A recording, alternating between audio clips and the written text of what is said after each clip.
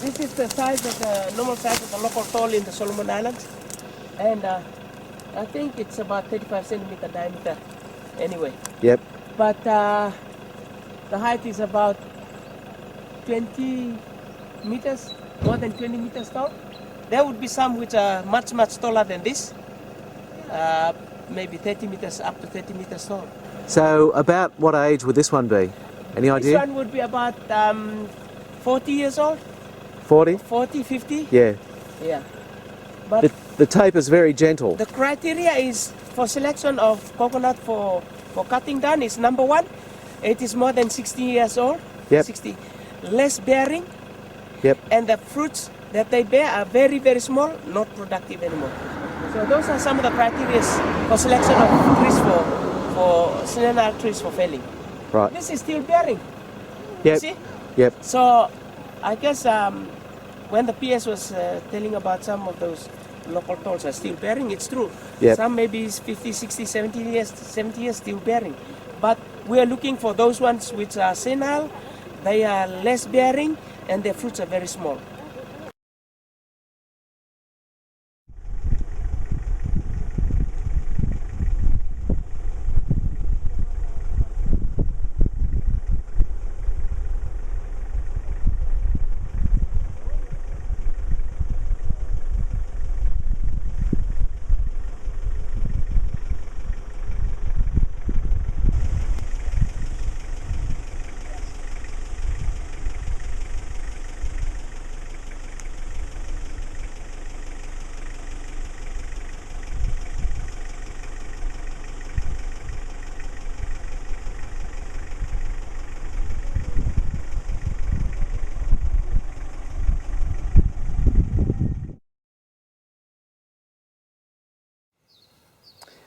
We're in Samoa, and this site is about 5 kilometres west of the international airport. These are all senile coconuts that have been planted originally by the German authorities back in 1900. There's 6,500 acres of plantations of various types, including these coconuts. We can see here the coconuts on this side, they're very old. We'll have a look at the crowns of the coconut. There's a row of coconuts that have been felled along the perimeter of this stand, which we'll look at in a minute.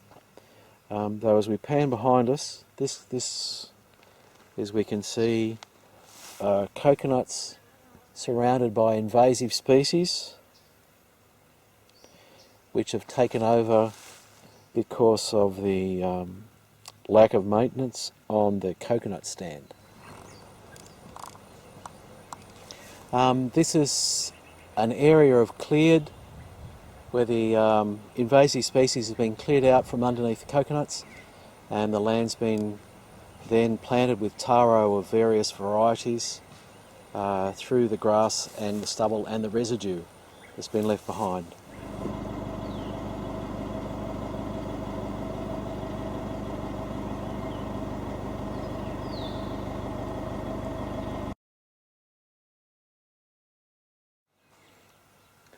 We're inside the paddock. Here you can see the line of felled coconuts, the stumps from the coconut felling. You can see the coconut lying there on the ground. And if we look behind us, we'll see that there's a row of coconut stems running off back there into the distance. If we look at this stem, and we look at this butt end of the log, we can see that it's about 400 millimetres diameter. We can see the quite clear cortex around the outside and the different granular layers of the inner and the outer. We'll go and have a look at the top end of the log.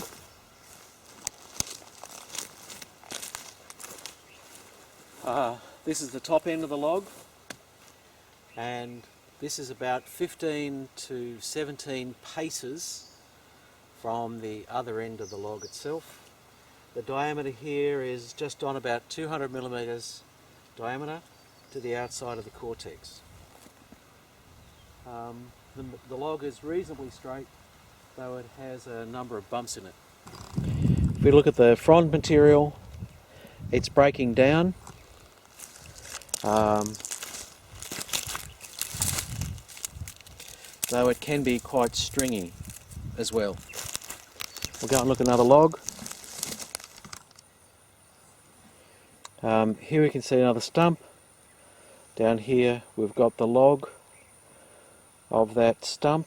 You see it running away there into the distance. And we'll just measure it. Again, that's 200 millimeters. It's probably 350 millimeters diameter, with quite a solid outside area under this cortex layer. It's got reasonable form, relatively straight material.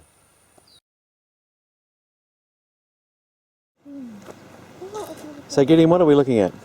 We're looking at some of the stems which are probably, this one would be middle of the stem, that would be the base, I think. Yep. You see the dark red surface? This is really dense and hard, yeah? This Yep. is nice and dense. Uh-huh. You see the colour differentiation there on the Yes. end. If we pan over to that one over there, That's you the can base. see it quite clearly. Uh-huh. Uh-huh. It's really hard to remove. It's really hard to remove the cortex. The cortex is quite rugged on the outside, Uh-huh. and then you've got the soft core in the centre. Softer core in the centre. Like if you're considering this as a building material,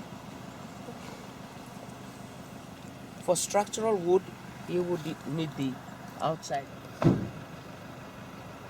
You can see the variation in.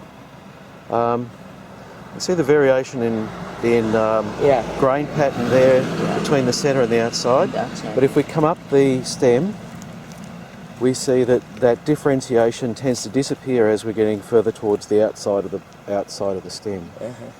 because we've got this tube, tapering tube of dense material, Mhm. and an inner tube of softer material. Mhm. Here we go. Start This again. That's the root. Yep. That's the hard part outside the stem, and this is the core. You can see the core, the softer material is starting to